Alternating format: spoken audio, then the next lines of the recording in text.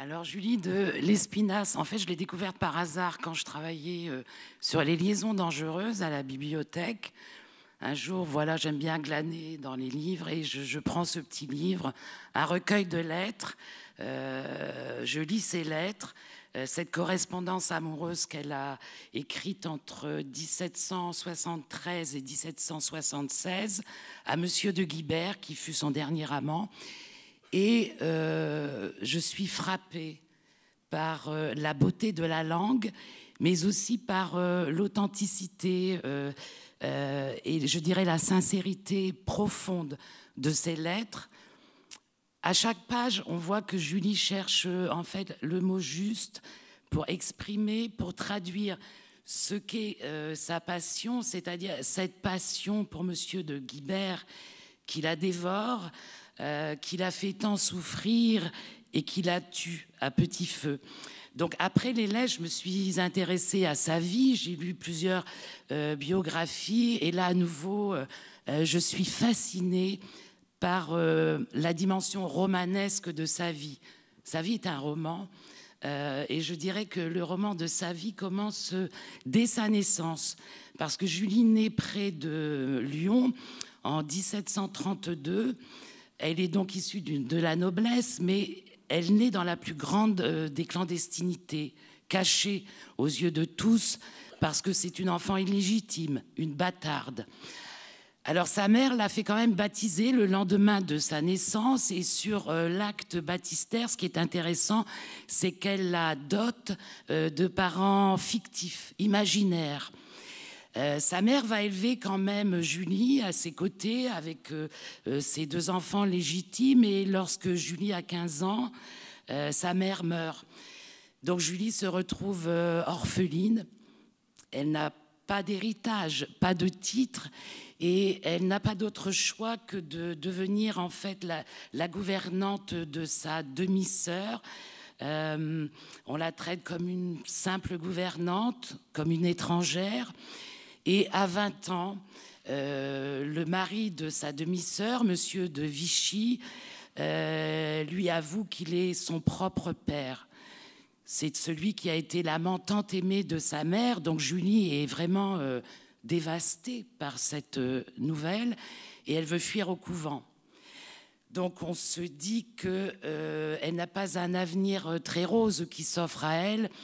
Sans doute va-t-elle finir sa vie derrière les murailles d'un château de campagne ou dans un couvent pour cacher cette honte, la faute de sa mère qu'elle porte. Et bien au lieu de cela, ce qui est étonnant, c'est qu'à l'âge de 32 ans, elle va devenir une des femmes les plus réputées de Paris, une salonnière à la mode, parce qu'elle ouvre un salon littéraire. Elle fréquente Diderot, partage sa vie avec Monsieur d'Alembert qui va être fou amoureux d'elle. Elle est très amie avec Monsieur Condorcet. Elle fait venir chez elle des économistes, des politiques, tous ces esprits, comment dirais-je, éclairés, qui luttaient contre l'absolutisme, contre l'esclavagisme, qui voulaient des réformes pour le pays. Et en pleine gloire, ce qui est étonnant, c'est que Julie décide brutalement de fermer les portes de son salon. Elle se réfugie chez elle, elle ne veut plus voir le monde, elle ne veut plus voir les gens. Elle devient, comme elle dit, casanière.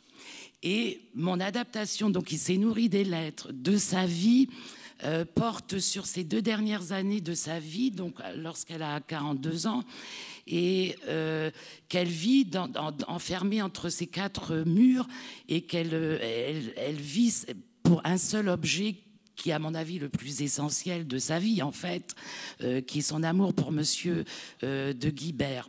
Et ce qui m'a aussi motivée à faire cette adaptation pour le plateau, c'est que je trouvais injuste qu'on ne la connaisse pas, alors qu'elle fut quand même une femme importante à l'époque.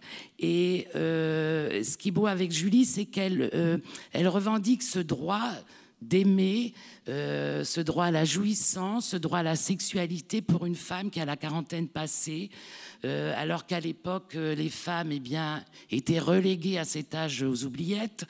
Et d'autre part, elle revendique ce droit à aimer des hommes plus jeunes qu'elle. Alors, on a dit parfois que Julie était une Phèdre égarée au siècle des Lumières. Et je trouve que ça la résume bien. Et effectivement, elle aimait beaucoup Racine. Elle se comparait elle-même aussi à Phèdre. Et ce qui est beau aussi avec Julie, c'est qu'elle nous ouvre les portes, donc au XVIIIe siècle, elle nous ouvre les portes, elle nous emmène vers les chemins du romantisme, vers les fièvres du romantisme. Et ce que je voudrais dire aussi, c'est que ces mots sont à l'image de sa passion, en fait, c'est-à-dire qu'ils sont à la fois d'hier, mais aussi d'aujourd'hui, puisque la passion, en fait, n'a pas d'époque. Alors, je vais vous lire quelques lignes, un petit extrait très court, pour faire court, d'une de ses lettres. Alors, il faut que je mette mes lunettes. Alors, elle dit, donc, c'est à Monsieur de Guibert, « Mon ami, je vous aime comme il faut aimer, avec excès, avec folie, transport et désespoir. Tous ces jours passés, comme j'ai souffert, je n'ai point dormi. Tous ces jours passés, vous avez mis mon âme à la torture. Je vous ai vu ce matin et j'ai tout oublié.